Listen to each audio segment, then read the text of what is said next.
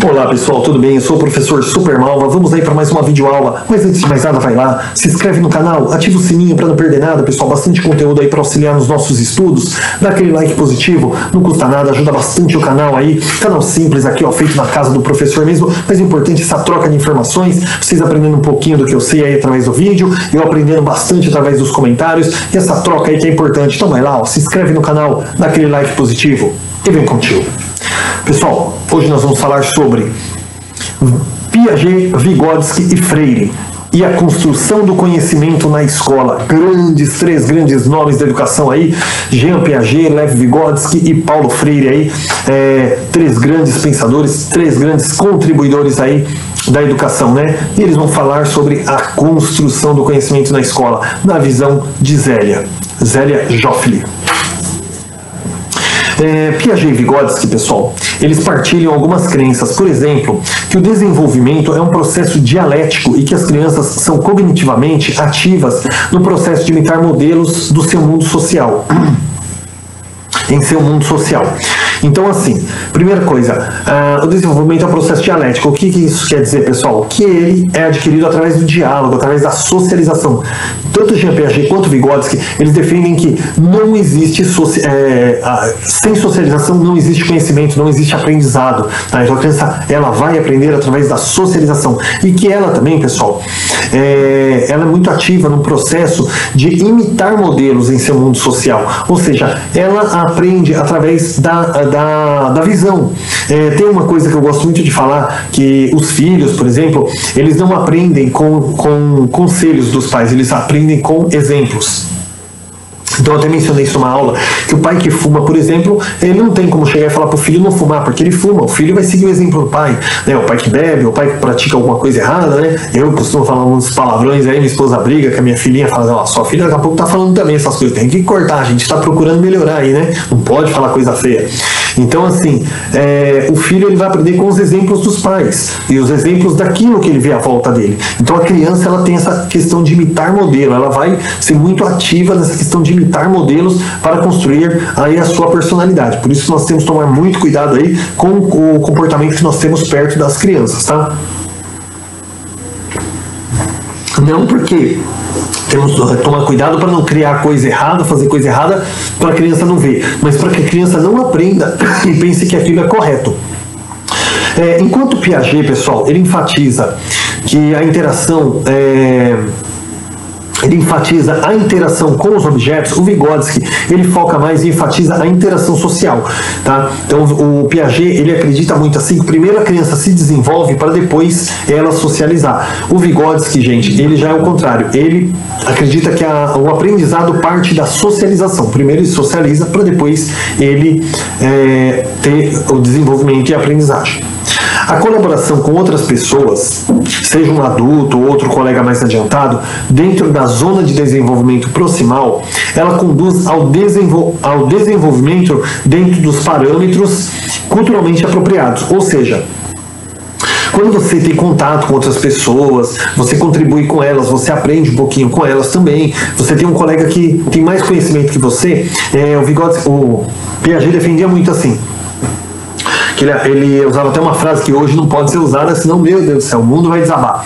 Ele fala que a criança aprende a partir do contato de pessoas mais inteligentes do que ela, mas não é mais inteligentes, pessoas que tenham mais conhecimento do que ela, tá? Então a pessoa adquiriu mais conhecimento, a criança só vai aprender se ela tiver contato com aquilo. Você não vai aprender com uma pessoa que sabe menos do que você, tá? Então tem que ter aquele contato com uma pessoa que sabe mais. E a partir daí,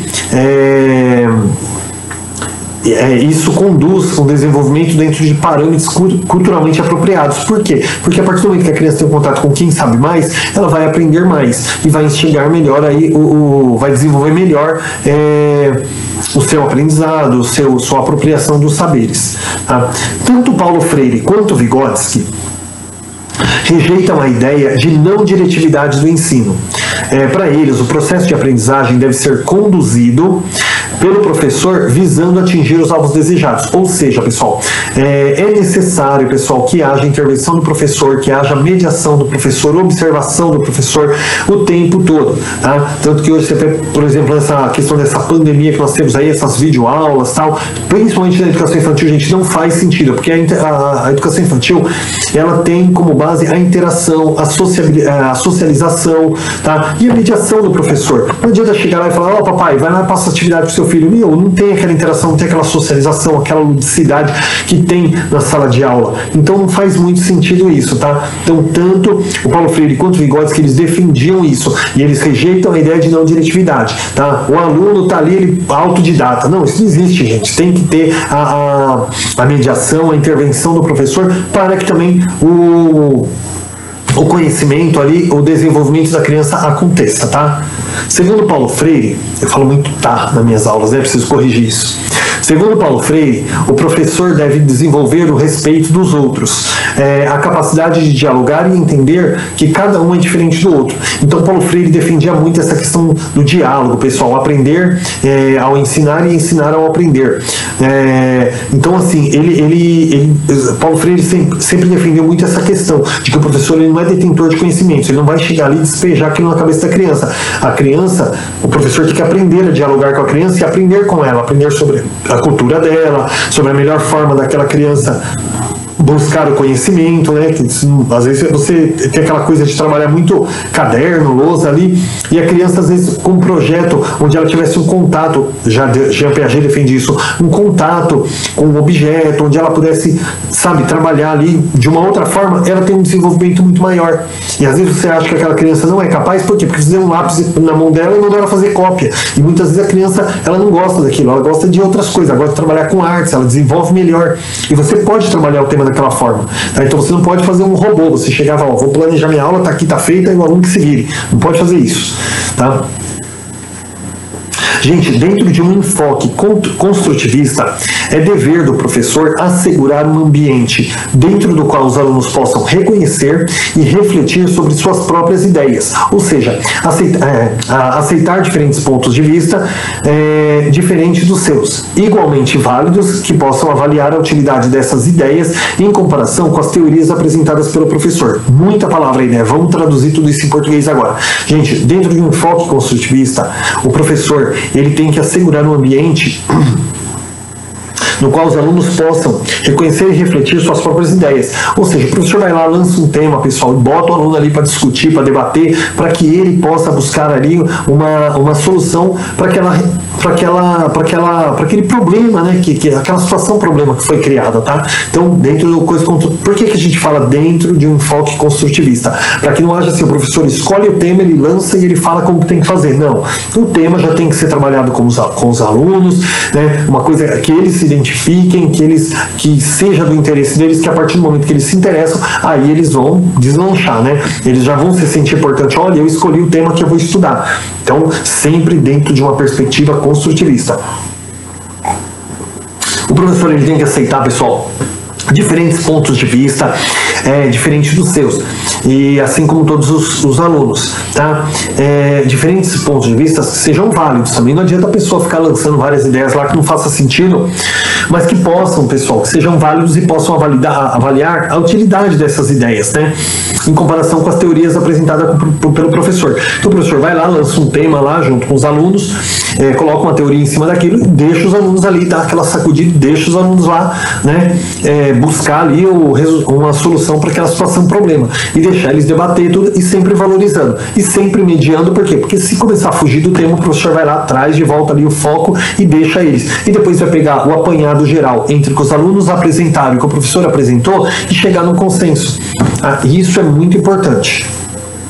Desenvolver o respeito pelos outros e a capacidade de dialogar é um dos aspectos fundamentais do pensamento freiriano. O que é desenvolver o respeito aos outros, gente?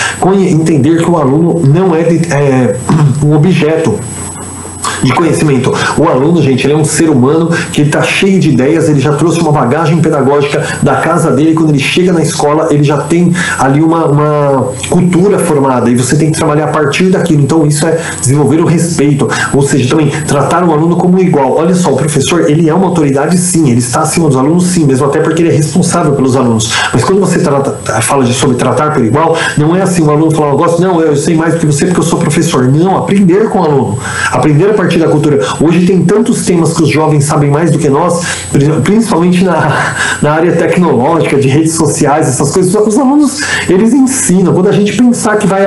Olha, você viu um aplicativo novo que saiu? Ih, professor, já mexe faz tempo. Quando você vai ver lá, o aluno ele já tem um domínio completo. Então, assim, não pode assim, achar que o professor ele é o poderoso lá, só ele sabe. Não, tem que ter esse respeito pelo aprendizado do aluno, pela cultura, por aquilo que ele já traz, tá? Espera-se, pessoal, espera-se que o novo conhecimento não seja aprendido mecanicamente, mas ativamente construído pelo aluno, que deve assumir-se como o sujeito do ato de aprender. Então, assim, o que se espera? Que o novo conhecimento, o que a gente vai começar a trabalhar, ele não seja aprendido de uma forma mecânica, ou seja, assim, eu vou ali, ensino para vocês, falo como é que tem que ser, como é que funciona, como é que é, como foi criado, e aí o aluno ele vai ali decorando, fazendo anotações para poder passar na prova depois. Não, gente, ele tem que ser construído, gente, o conhecimento, ele tem que ser aprendido ativamente, construído pelo aluno, que deve assumir-se como sujeito do ato de aprender, ou seja, aquele aluno, gente, ele tem que buscar sozinho, ele tem que procurar aprender, o professor ali só mediando, o professor não pode determinar, porque quando o professor determina, o aluno ele tem que se preocupar em aceitar aquilo que o professor falou, e quando ele faz isso, ele não consegue ter aquela compreensão do significado daquele aprendizado, tá? Então, é muito importante que o aprendizado, o conhecimento, ele seja construído através do aluno, tá? O aluno ali sozinho, ali trabalhando em conjunto com os demais colegas, tendo o professor como mediador apenas. O professor deve provocar nos seus alunos o desenvolvimento de uma atitude crítica que transcenda os muros da escola e reflita na atuação da sociedade. Então, gente, o que é isso? Provocar nos seus alunos esse desenvolvimento? Trabalhar com projetos, buscar um tema junto com os alunos, um tema gerador ali que seja pertinente, que tenha a ver com o cotidiano deles, que tenha a ver com a realidade local e que possa realmente fazer a diferença. E isso vai instigar os alunos a querer melhorar, a querer transformar o mundo, a querer mudar as coisas, tá? Então isso é muito importante. O projeto é um dos formatos que dá muito certo para estar trabalhando essa questão dessa provocação do desenvolvimento nos alunos. Para tornar a aprendizagem mais efetiva, o professor deve planejar suas lições, levando em consideração tanto a forma como os alunos aprendem, como os conceitos prévios que trazem. Também eu venho falando isso há bastante tempo, pessoal. Então, para que a aprendizagem ela se torne mais efetiva, se torne mais integral para os alunos, o professor, tudo que ele planejar, ele tem que levar em consideração a realidade local, a vivência local do aluno, que é aquela cultura que ele já traz de casa, tá? Olha, a partir... toda uma aula, quando eu vou começar uma aula, eu sempre começo ela com uma roda de conversa, e a partir daquela roda de conversa é que a nossa aula vai fluir. Você não pode chegar ali, os alunos chegam, já tem um planejamento pronto ali, não. Olha, a partir do que ele conversou, olha, você viu o que aconteceu ontem no bairro, aconteceu uma coisa assim, assim, assim, então a partir daquilo a gente vai trabalhar, sabe, se acontecer um atropelamento ali, tomara que não, né, mas se acontecer um atropelamento, a gente vai procurar trabalhar segurança, né, trabalhar, olha, tem que estar junto com o papai, com a mamãe, olha, a gente tem que procurar ter um semáforo, atravessar na faixa, então a partir do que acontece na realidade local, seja bom, infelizmente ruim, né, esperamos aí que não aconteça coisas ruins, mas se acontecer, então a partir daquilo ali, daquela roda de conversa, daquele bate-papo das crianças é que a gente vai montar nossa aula e a partir daí o conhecimento é sistematizado e adquirido. Considerando a responsabilidade final pela aprendizagem, considerando que a responsabilidade final pela aprendizagem ela pertence a cada aluno, a tarefa do professor é encorajá-los a verbalizarem suas ideias, tá? Ajudá-los a tornarem conscientes do seu próprio processo de aprendizagem e a relacionarem suas experiências prévias às situações sobre o estudo. Então, assim, gente, como a responsabilidade final da aprendizagem, ela pertence ao aluno. Por quê? Porque ele também tem que correr atrás, tem que buscar. O professor não pode ficar ali mediando e assim, né, correndo atrás do aluno. Ele tem que buscar também o conhecimento próprio, tá? Por isso também é importante essa criticidade, deixar que eles discutam ali entre eles, tá? A tarefa do professor é encorajar eles, né? Sempre ali procurar falar que eles estão no caminho certo, que eles estão caminhando legal, ver que está fugindo um pouco, traz através da mediação, mas procurar mostrar para eles que eles têm sim aquele progresso, que eles estão no caminho certo e que eles procurar trazer essa consciência para eles de que eles estão aprendendo, né? Deixá-los conscientes do seu próprio processo de ensino-aprendizagem e também relacionarem suas experiências prévias com a ação que está sendo colocada sob estudo. Vocês podem ver aí que nas minhas aulas eu sempre procuro colocar experiências da minha vida, tanto na escola, minha vida pessoal, e através disso, gente, a gente consegue fazer com que o estudo deixe de ser aquela coisa mecanizada e se torne uma coisa mais social, tá? Uma construção crítica do conhecimento, ela está intimamente associada com questionamentos, seja para entender o pensamento do aluno ou para promover uma aprendizagem conceitual. Então, se a gente quer construir aí um cidadão crítico, um cidadão que defenda as coisas, que seja uma pessoa preparada aí para o mundo do trabalho, para o exercício da cidadania, para transformar o nosso mundo para as gerações futuras aí, nós precisamos, gente, associar isso, gente, aos questionamentos, não deixar que aquele aluno aceite tudo ali de forma... Se você vê que o aluno está aceitando tudo de forma passiva, fala uma besteira ali na sala de aula, uma coisa ali que seja meio contraditória com o intento daquele estudo, para que ele perceba que ô professor, mas espera aí, não é bem assim, tal, para que ele possa discutir com você, questionar, para que ele possa perceber que ele tem uma opinião, que ele não tem que aceitar tudo ali de boca fechada, tá? Citar, né? Eu tenho que parar com citar. No ensino, para uma construção crítica, o conhecimento deve estar presente.